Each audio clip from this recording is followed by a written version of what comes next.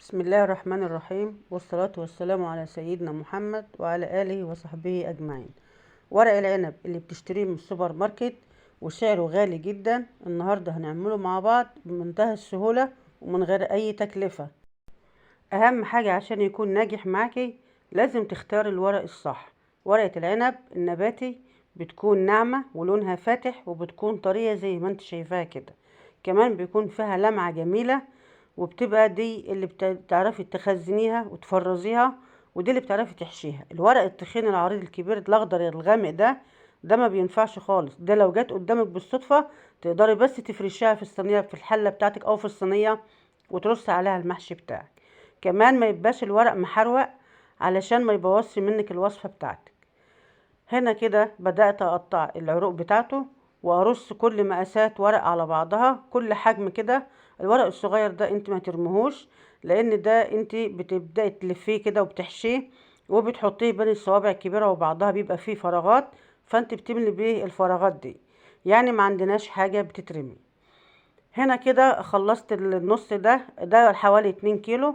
عملت كيلو بالطريقة دي، والورق العنب اللي انا هفرزه ما غسلتوش خالص ولا قربت له، هو يا دوب بس شلت العرق بتاعه منه بس. بتعمليه وهو ناشف زي ما هو كده عشان لونه ما يغيرش منك في الفريزر وما يرجعش يسود منك وترجعي تزعلي عليه. ده كمان الاسترتش بقى اللي انا هلف فيه الورق العنب بتاعي. لو مش موجود عندك تقدري تعملي في الاكياس بتاعه التلاجة بتاعه التفريز العاديه، وتقفليها كده بالاستيك بتاع الفلوس او بفتلة خيط عندك تلفها عليها. اهم حاجه ما يدخلهاش هوا ولا بخار ولا اي حاجه خالص من الفريزر، عشان تحافظي عليه ويفضل اخضر عندك لحد سنتين قدام مش سنه واحده. هبدأ كده ألف، وأهم حاجة بطلع الهواء منه وتلفيه كويس جدا جدا بالاستريتش أو بالأكياس أيا كان اللي هتخزني فيه بالشكل ده كده. لا إله إلا أنت سبحانك إني كنت من الظالمين. أستغفرك ربي وأتوب إليك، ولا حول ولا قوة إلا بك. خلاص كده أنا فرغته من الهواء خالص، لازم تفرغيه من الهواء خالص. وده كده بيفضل عندك في التلاجة سنة سنتين زي ما انت عايزة في الفريزر بتاعك. هخلص بقى كل الكمية بتاعتي بنفس الطريقة كده، ونشوف هنعمل ايه مع بعض تاني. يا رب. اللهم صل وسلم وزد وبارك على سيدنا محمد وعلى آله وصحبه أجمعين.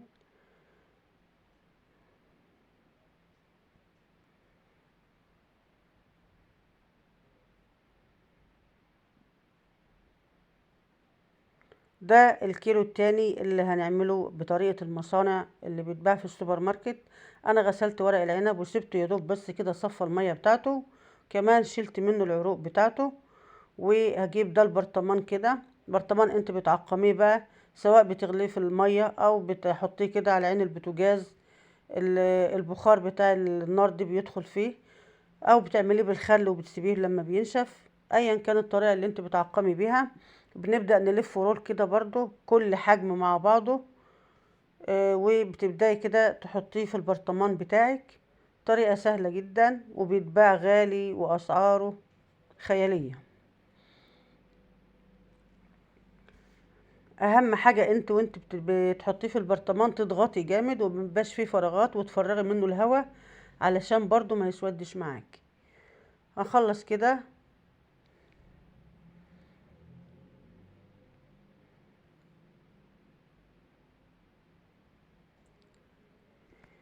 يا رب يا كريم، لا إله إلا أنت سبحانك إني كنت من الظالمين. لازم تضغطي عليه كويس جدا علشان ما يبقاش فيه فراغات، عشان اللي تعرفي تحطي فيه الكمية اللي انت عايزاها.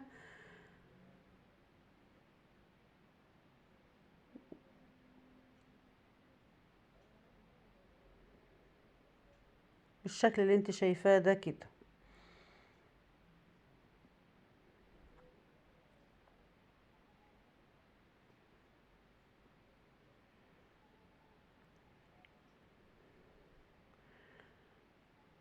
خلاص كده البرطمان بتاعي ما عادش واخد اكتر من كده. هبدأ بقى اعدله كده واشوفه من فوق عشان اقفل الجزئية اللي باقية دي بجيب بقى الورق العنب كده وببدأ اطبقه كده لجوه بطريقة دائرية علشان احطه في وش البرطمان بتاعي.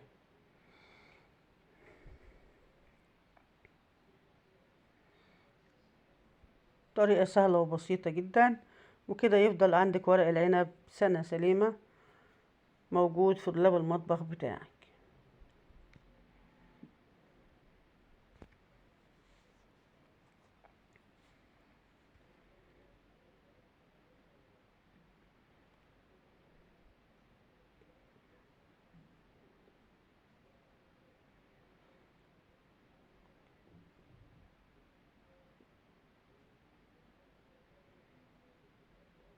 خلصت كده، دي الكمية اللي انا هفرزها، والعروق اللي طلعتها انا مش برماها اهي. انت بتحطها كده في الحلة، بتفرشها تحت المحشي بتاعك وبتحط على الوش، بيديكي مزازة وجميل جدا وطعم وريحة رائعة. كمان البرطمانات اللي طلع منها برضو حطيته على وش البرطمان كده، قفلت بيه البرطمان علشان ورق العنب بتاعي ما يطلعش كده على المحلول الملح اللي احنا هنحطه فيه دلوقتي. اللهم صل وسلم وزد وبارك على سيدنا محمد وعلى آله وصحبه أجمعين. هنا كده عندي مية غليتها وسبتها مية بقت فترة، ما سبتهاش لما تبرد خالص. كل لتر مية بتنزلي عليه بمعلقة ونص ملح. ملح طبعا خشن، بس انا ما عنديش فعملت بالملح الناعم. بتقلبيه كويس جدا، وده المحلول الملحي اللي بتحفظي فيه ورق العنب بتاعك وبيفضل كده معاكي سنة سليمة. لو وصلت معايا لحد هنا اتمنى منك متابعة القناة وتعليق جميل منك. بدأت كده، نزلت المحلول الملح بتاعي اهوت على ورق العنب، ولازم تقفليه كده بغطا محكم وتقفليه قفلة كويسة جدا عشان ما يدخلوش هوا، ويفضل اخضر كده وجميل معاكي. تبداي برضو تختبري كده، تشوفي البرطمان بتاعك الغطا بينزل ميه ولا لا. كده مفيش ميه نازله ولا في حاجه. وفي الوقت ده عندي حله على البوتاجاز فيها ميه. اول الميه ما بتغلي بنزل كده بالبرطمان مقلوب على وشه كده لتحت، مش اقل من 5 دقايق. بتسيبيه في الميه اللي بتغلي، ما تقلقيش البرطمان بتاعك طالما هو كويس ونوعه الازاز بتاعه كويس مش هيفرقع ولا يحصل له اي حاجه. بتحطيه كده 5 دقايق، بتبص تلاقي اللون بتاع الورق بتاعك اتغير اهو، اللون بدأ يتغير.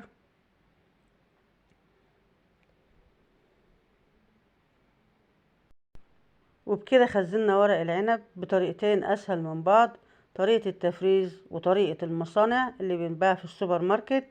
وبكده خلصت وصفتنا النهاردة. اشوفكم على خير الفيديو الجاي ان شاء الله.